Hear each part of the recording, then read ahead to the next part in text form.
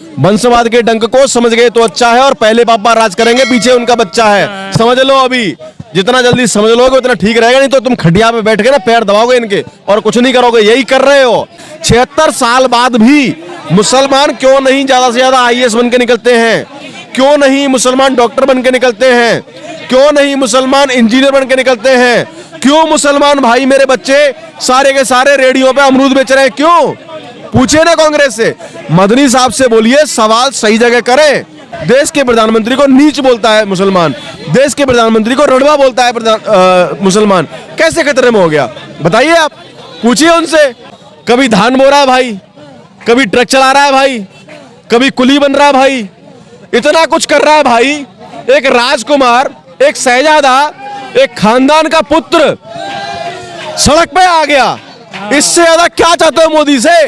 पप्पू हाथ में पिल्ला लेके चल रहा है, ठीक है, और उस पिल्ले को इस तरीके से दिखा रहा है। बाकी जो जयराम रमेश जी एंट्री मारते हैं, उनके चमचे एंट्री मारते हैं जयराम रमेश जी, उस जगह पिल्ला अलग से अचानक से आता है, वो रुक जाते हैं। समझ रहे हैं इसका मतलब? इसका मतलब ये है कि उनके कुत्ते की जो जगह है वो चमचे से भी आगे है। नमस्कार, मैं हूं प्रतीक चौधरी और आप देख रहे हैं संवाद वाला।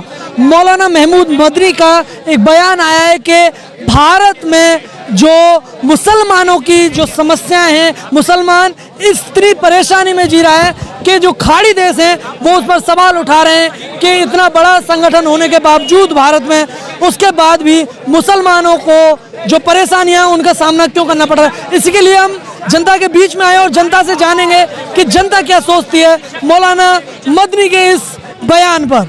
देखिए, मैं मदनी साहब से पहले तो मेरा नाम योगेश है, मैं मदनी साहब से पहले एक सवाल करना चाहूँगा कि मदनी साहब, इस देश को आज़ाद हुए करीब 78 साल हो गए हैं, ठीक है, तो 1947 में आज़ाद हुआ, हम अभी 2023 में हैं, तो आपको इतने दिनों में, मतलब करीब 76 साल हो गए, आपको इतने सालों में ये ज्ञान कभी नहीं आया, ये बात कभी दिमाग में नहीं आई कि हिंदुस्तान का मुसलमान जो है वो खतरे में है?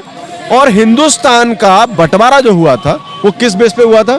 मुसलमान धर्म के ऊपर और हिंदू धर्म के ऊपर, ठीक है, लेकिन हमारे भारत में सेकुलरिज्म जो धर्मनिरपेक्षता है उसके आधार पर हमने अपने आप को अपनाया, ठीक है, जो कि हमारी हिंदू धर्म के अंदर, सनातन धर्म के अंदर बोला जाता है वसुधैव कुटुंबकम, जो आज की तारीख में G20 का हमारा स्लोगन था, ठीक है, हमारा प्रधानमंत्री बोलता है विश्व सारा एक है, तो हमारे देश में सब कुछ एक है। अब मैं ये जानना चाहता हूँ, 56 साल एक पार्टी राज करती है, एक खानदान राज करता है इस हिंदुस्तान के अंदर, वो खानदान जो कि मदनी साहब को पता है अच्छी तरह से कि आपका ठेकेदार है, जो ठेकेदार बनता है कि मुसलमानों के लिए सबसे ज्यादा अगर किसी ने किया है तो वो उस खानदान ने किया है। तो उस 56 साल में उस वर्ग की, उस अल्पसंख्यक जिसको बोला जाता है, जो मुसलमान लोग हैं भाई मेरे, उनके लिए क्यों नहीं शिक्षा व्यवस्था दुरुस्त की गई? उनके लिए क्यों नहीं आर्थिक व्यवस्था दुरुस्त की गई? आज की तारीख में 2023 में हम 76 साल बाद भी मुसलमान क्यों नहीं ज्यादा से ज्यादा IAS बन के निकलते हैं? क्यों नहीं मुसलमान डॉक्टर बन के निकलते हैं? क्यों नहीं मुसलमान इंजीनियर बन के निकलते हैं? क्यों मुसलमान भाई मेरे बच्चे सारे के सारे रेडियो पे अमरूद बेच रहे हैं? क्यों? पूछिए ना कांग्रेस से, मदनी साहब से बोलिए, सवाल सही जगह करें। कोई भी विश्व का संगठन जो मुस्लिम संगठन है वो हमारी देश की समस्या में कुछ नहीं कर सकता है। जो मुद्दा है वो हमारे देश की अंदरूनी मुद्दा है, और मुसलमान खतरे में है ऐसा बोलना, मुसलमान के साथ गलत हो रहा है ऐसा बोलना। आप मुझे एक चीज बताइए, एक मुसलमान आपके यूपी में बैठ के ये बोलता है कि मैं देश के प्रधानमंत्री के बोटी बोटी कर दूंगा, ये खतरे में है मुसलमान? एक मुसलमान ये बोलता है हैदराबाद में खड़े होके कि 15 मिनट के लिए पुलिस डालो, मालूम पड़ जाएगा 100 करोड़ का क्या हाल होगा, 20 करोड़ लोग क्या हाल करेंगे, ये खतरे में मुसलमान? एक मुसलमान जो दंगा करता दिल्ली में, वो चौड़े में बोलता है किसी की हिम्मत है तो आके पकड़ ले। देश के प्रधानमंत्री को नीच बोलता है मुसलमान, देश के प्रधानमंत्री को रड़वा बोलता है मुसलमान। कैसे खतरे में हो गया बताइए आप, पूछिए उनसे। उनका सिर्फ इतना ही नहीं है कि मुसलमान खतरे में, उनका यह कहना है कि ये जो हिंदू मुसलमान करके जो बहुसंख्यक वर्ग है, बहुसंख्यक मतलब जो हिंदू हैं, उन्हें भी बेवकूफ बनाया जा रहा है। मुझे आप एक चीज बताइए, हिंदू मुसलमान की शुरुआत किसने की? हिंदू मुसलमान की शुरुआत करने वाली कांग्रेस है। दो आप बताइए ना मुझे, 1980 से पहले कोई बीजेपी थी? कहीं नहीं थी। ये बीजेपी का नाम लेते हैं कि बीजेपी हिंदू मुसलमान करती है। बीजेपी हिंदू मुसलमान नहीं करती है। जब बीजेपी सत्ता में आती है तभी हिंदू मुसलमान की चर्चा ये लोग करते हैं, क्योंकि इनको अपनी सत्ता पाने के लिए सिर्फ और सिर्फ हिंदू मुसलमान का ही एक एंगल दिखता है, इसके आधार पे आ सकते हैं। आज की तारीख में मोदी साहब एक कोई वक्तव्य बता दीजिए इसमें उन्होंने बोला हो कि ये योजना मेरी हिंदू के लिए है, ये योजना मेरी मुसलमान के लिए है। जब देश का वजीर आलम वो बात नहीं कर रहा है हिंदू मुसलमान की, तो ये क्यों बात कर रहे हैं हिंदू मुसलमान की? किसी भी योजना के अंदर ले लीजिए, 4 करोड़ घर बने हैं, उसमें 33% जो घर है वो मुसलमानों को दिए गए हैं, ठीक है। उसके अलावा आपके जितने शौचालय बने 14 करोड़ वो मुसलमानों को मिले, उनमें कितने मुसलमानों को मिले हैं, ठीक है। उसके अलावा गैस कनेक्शन 10,35,000, ठीक है, सॉरी 10 करोड़ 35 लाख इतने गैस कनेक्शन मिले हैं, उसमें कम से कम 30% मुसलमान है। तो मुसलमान यहाँ का जो हमारे देश का है हर एक योजना का हिस्सा है। वो क्यों? क्योंकि मुसलमान सुखी है। गुजरात जिस जगह देश का प्रधानमंत्री 13 साल राज करके आता है, ठीक है, उसका मुसलमान हिंदुस्तान में सबसे सुखी मुसलमान है, उसका मुसलमान। तो कहाँ मुसलमान की बात कर रहे हैं? ये मदनी साहब कांग्रेस के एजेंट हैं, ठीक है, एजेंसी चलाते हैं कांग्रेस की, कोई काम नहीं है इनके पास।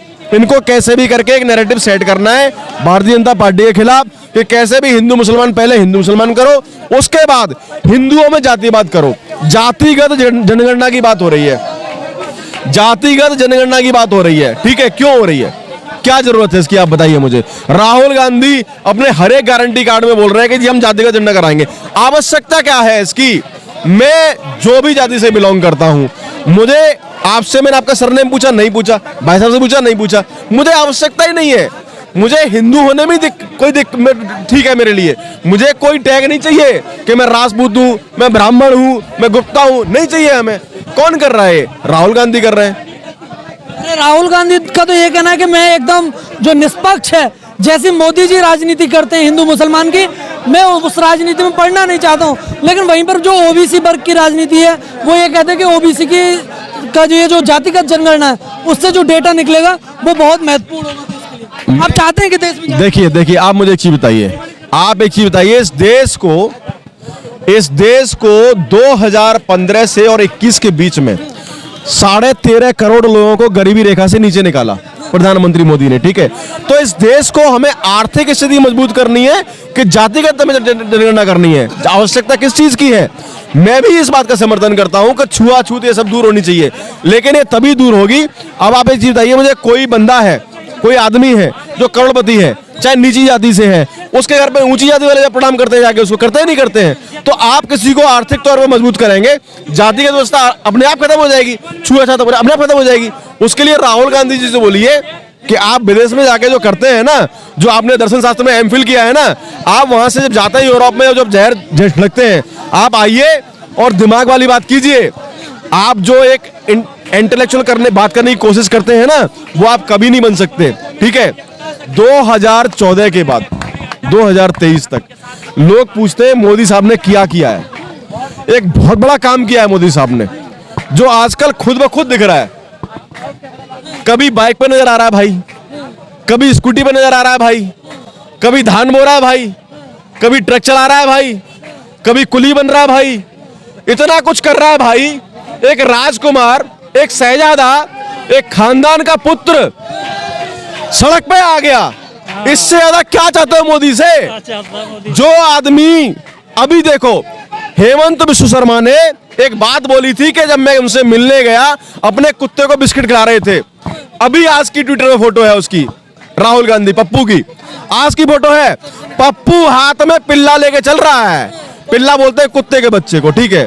पप्पू हाथ में पिल्ला लेके चल रहा है, ठीक है, और उस पिल्ले को इस तरीके से दिखा रहा है। बाकी जो जयराम रमेश जी एंट्री मारते हैं, उनके चमचे एंट्री मारते हैं जयराम रमेश जी, उस जगह पिल्ला अलग से अचानक से आता है, वो रुक जाते हैं। समझ रहे हैं इसका मतलब? इसका मतलब ये है कि उनके कुत्ते की जो जगह है वो चमचे से भी आगे है। तो भैया चमचागिरी छोड़ दो, और मैं तो सही कह रहा हूँ, एक सलाह, बहुतों ने मान ली है, बहुतों की खुद से बुद्धि जग गई है। आ जाओ भाजपा में, भारतीय जनता पार्टी में आ जाओ, शरीफ भी बन जाओगे, ईमानदार भी बन जाओगे। उन लोगों का तो गठबंधन बना हुआ है, इंडिया गठबंधन है, तमाम दल हैं उसके साथ में, ठगबंधन। वो लोग मोदी जी को हटाने वाले हैं। भाई साहब 16 खानदान है वो, और सारे के सारे चोर हैं वो, और सारे के सारे खानदानी प्राइवेट लिमिटेड कंपनी है वो। वंशवाद के डंक को समझ गए तो अच्छा है, जनता के लिए बोल रहा हूँ। वंशवाद के डंक को समझ गए तो अच्छा है, और पहले पापा राज करेंगे, पीछे उनका बच्चा है। समझ लो, अभी जितना जल्दी समझ लोगे उतना ठीक रहेगा, नहीं तो तुम खटिया पे बैठ के ना पैर दबाओगे इनके और कुछ नहीं करोगे। यही कर रहे हो, 56 साल से यही कर रहे हो। क्या कांग्रेस के अंदर राहुल गांधी से ज्यादा समझदार कोई आदमी है ही नहीं क्या? आपको क्या लगता है? नहीं है, कोई नहीं है दिमाग वाला जिसको प्रधानमंत्री का उम्मीदवार बना सके। ये लोग नहीं है क्या?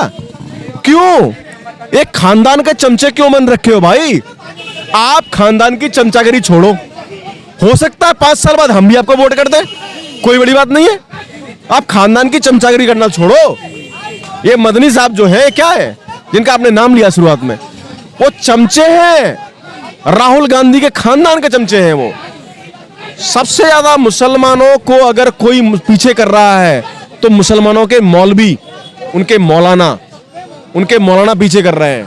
ठीक है, आप मुझे बताइए, कोई भी हिंदू धर्म का कोई बहुत बड़ा संत, कभी कोई किसी ने पत्र जारी किया और हमला हो गया हो कहीं, या किसी ने पत्र जारी किया और बोर्ड एक तरफ पड़ गया हो?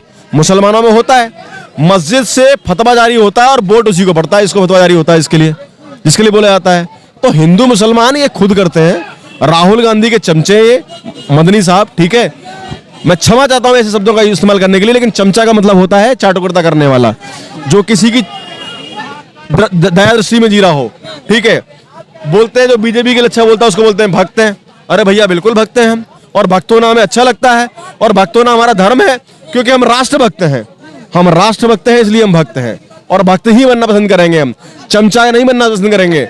दूसरा जन्म आ जाए तब भी चमचा बनना पसंद नहीं करेंगे। चमचा हमें पसंद ही नहीं है, ना खुद को ना किसी और को देखना चमचा के। मेरा एक आखिरी सवाल है, 2024 का चुनाव है, वो बहुत नजदीक है। 2024 में क्या लग रहा है आपको कि इंडिया गठबंधन एनडीए को रोक पाएगा? प्रधानमंत्री नरेंद्र मोदी की जो छवि है उस पर जो इंडिया गठबंधन है वो अटैक कर पाएगा या नहीं कर पाएगा? 2024 में जनता फिर चौकीदार को तख्त पर बिठाएगी। 2024 में जनता फिर तख्त पे चौकीदार को बिठाएगी, और अब की बार कमल छोटा नहीं बहुत बड़ा खिलाएगी।